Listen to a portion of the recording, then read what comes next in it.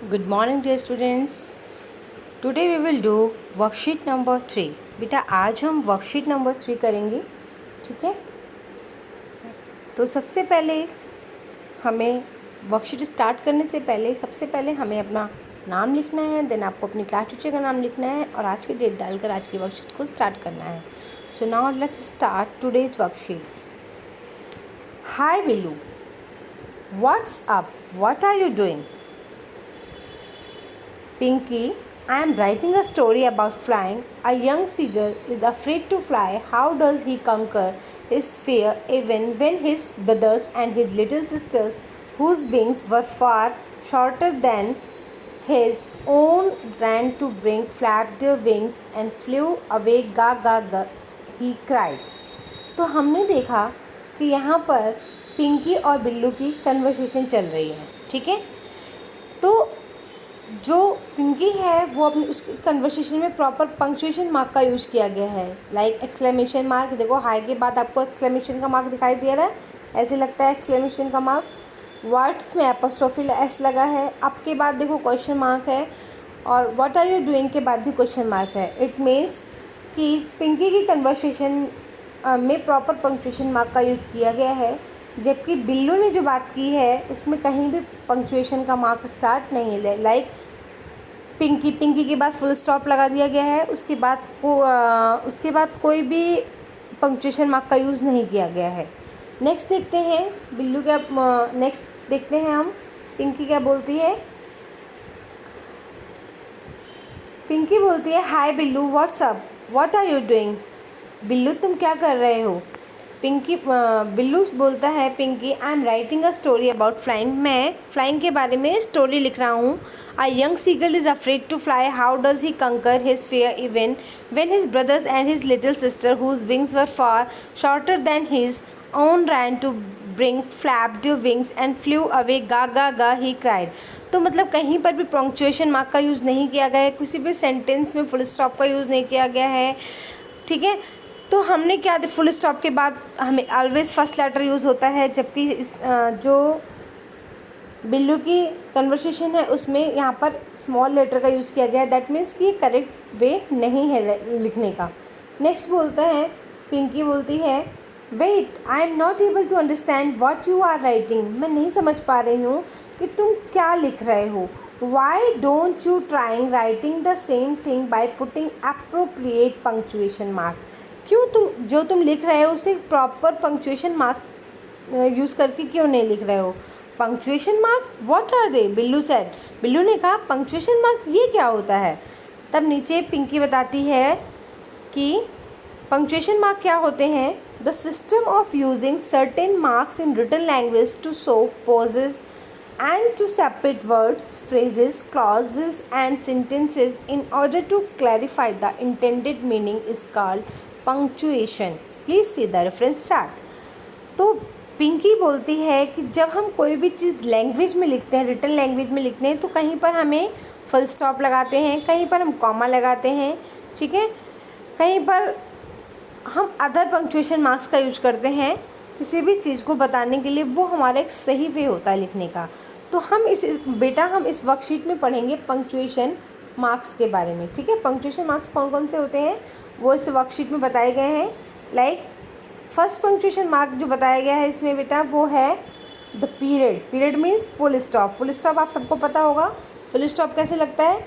एक डॉट होता है. A period appears immediately after the last letter of sentence. जो भी हम लास्ट लेटर लिखते हैं सेंटेंस का उसके लास्ट में हम फुल स्टॉप का यूज़ करते हैं. नेक्स्ट होता है हमारा कॉमा. कॉमा क्या होता है? A comma separates a series of independent sentences, noun, adjectives, verbs और फ्रेजेस.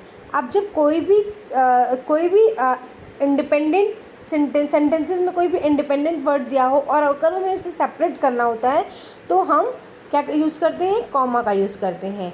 नेक्स्ट आता है हमारा the exclamation. Exclamation point replaces a period to express strong feelings like excitement, anger और सरप्राइज. जब हम कभी भी बहुत खुश होते हैं या गुस्से में होते हैं या कोई चीज़ हम बहुत सरप्राइज वे में पूछते हैं तो वहाँ पर हम इस एक्सक्लेमेशन का साइन यूज करते हैं. नेक्स्ट है बेटा कोटेशन मार्क क्या होता है? Quotation mark are used for enclosing direct quotations of written और स्पोकन वर्ड्स ऑफ अदर्स और dialogue said by characters in fiction. जब हम किसी की बात डायरेक्ट लिखते हैं, यानी उसकी कही हुई बात एज इट इज़ लिखते हैं, तो उसे हम इन्वर्टेड कॉमा में लिखते हैं। ओके, नेक्स्ट है हमारा question mark. Question mark is use at the end of a sentence that ask a direct question. जब हम किसी से how, Y, what is type से क्वेश्चन पूछते हैं तो हम क्या लगाते हैं? Question mark. नेक्स्ट आता है semicolon. Semicolon separate sentences that are closely related but grammatically independent. Semicolon का हम यूज़ कहाँ पर करते हैं कि वो क्लोजली रिलेटेड होते हैं सेंटेंसेज में, लेकिन ग्रामेटिकली वो वर्ड्स इंडिपेंडेंट होते हैं, वहाँ पर हम सेमी कॉलन का यूज़ करते हैं। नेक्स्ट है हमारा द कोलन।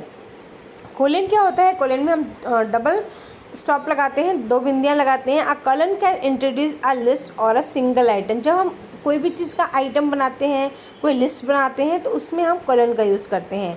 नेक्स्ट है हमारा एपोस्ट्रोफी। एपोस्ट्रोफी का an apostrophe indicates position and exclusion of letters in contraction. Apostrophe आपको पता है, जैसे फादर्स, ठीक है, मदर्स, तो वहाँ पर हम जहाँ पर हमें पोजीशन इंडिकेट करना होता है, वहाँ पर हम एपोस्ट्रोफी का यूज़ करते हैं। आई होप आपको पंक्चुएशन मार्क्स अच्छे से समझ में आ गए होंगे। आगे हम देखते हैं बेटा इसमें आगे क्या करना है। Let's insert the marks of punctuation that are missing Billu's text. अब हमने ऊपर पढ़ा था बिल्लू का टेक्स्ट। बिल्लू ने आ यंग सीगल के बारे में बताया था, उसकी फ्लाइंग के बारे में बताया था। आ यंग सीगल, वहाँ पर ए फुल स्टॉप के बाद स्मॉल में था। हम जब कभी भी कोई सेंटेंस स्टार्ट करते हैं या फुल स्टॉप के बाद कोई नया सेंटेंस स्टार्ट करते हैं तो हम हमेशा कैपिटल लेटर का यूज़ करते हैं। Okay, a young seagull is afraid to fly. Fly तक सेंटेंस एंड हो गया और वहाँ पर हमने फुल स्टॉप लगा दिया। फुल स्टॉप के बाद हाउ में हमने एच कैपिटल का रखा, ठीक है। How does he conquer his fair. How देखिए क्वेश्चन, ये क्वेश्चन को इंडिकेट कर रहा है, तो हमने यहाँ पर क्वेश्चन मार्क लगा दिया, ठीक है। इवन क्वेश्चन मार्क के बाद फिर हमने कैपिटल लेटर का यूज़ किया। Even when his brothers and his little sister, brother और little sister whose wings were far shorter than his own, ran to bring, flapped their wings and flew away। अब आपने इसमें देखा कि इसमें जगह जगह पर कॉमे का यूज किया गया है कि इंडिपेंडेंट वर्ड्स को अलग करने के लिए, ठीक है। गा गा गा ही क्राइड। अब गा गा गा इसका क्या है, ये इन्वर्टेड कॉमा में है क्योंकि इसको बिल्लू ने इसी तरह से बोला है और बिल्लू का ये स्टेटमेंट हम एज इट इज़ रख रहे हैं, इसके लिए हम यहाँ पर हमने इसको इन्वर्टेड कॉमा में रख दिया है। ओके, तो इसी तरह से बेटा आप लोगों को क्या करना है, एक्सरसाइज 1 जो दी हुई है इसमें आपको प्रॉपर पंक्चुएशन मार्क का, यानी फर्स्ट लेटर जो होगा वो हमारा कैपिटल होगा। एंड जब हम करेंगे सेंटेंस का तो फुल स्टॉप के साथ करेंगे। आफ्टर जब एक सेंटेंस एंड हो जाएगा उसके बाद जब नया सेंटेंस स्टार्ट करेंगे तो फिर कैपिटल लेटर का यूज़ करेंगे। अगर इंडिपेंडेंट वर्ड्स हैं तो उनके लिए कॉमा का यूज़ किया जाएगा। और अगर किसी की कही हुई बात हम एज इट इज़ स्टेटमेंट को उतारना चाहेंगे तो उसको हम इन्वर्टेड कॉमा में करेंगे, ठीक है। क्वेश्चन मार्क का जहाँ पर यूज़ होगा वहाँ पर क्वेश्चन मार्क यूज़ करना है। तो इस तरह से आपको इस वर्कशीट को डन करना है। अगर किसी भी बच्चे को कोई प्रॉब्लम आती है तो आप मुझसे पूछ सकते हैं, लेकिन सभी बच्चे इसकी कोशिश करेंगे क्योंकि पंक्चुएशन मार्क आना आपको बहुत ही ज़रूरी है। अगर हम कोई भी चीज़ लिखते हैं तो प्रॉपर पंक्चुएशन मार्क के थ्रू ही हम उसको अच्छे से लिख सकते हैं। तो आई होप आपको आज की वर्कशीट समझ में आ गई होगी। सभी बच्चे इस वर्कशीट को अपनी कॉपी में नोट डाउन करेंगे, समझ के करेंगे। ये नहीं कि आप कहीं से भी उठा के कॉपी कर लो, जो भी आप करो उसे अच्छे से समझ आना चाहिए आपको।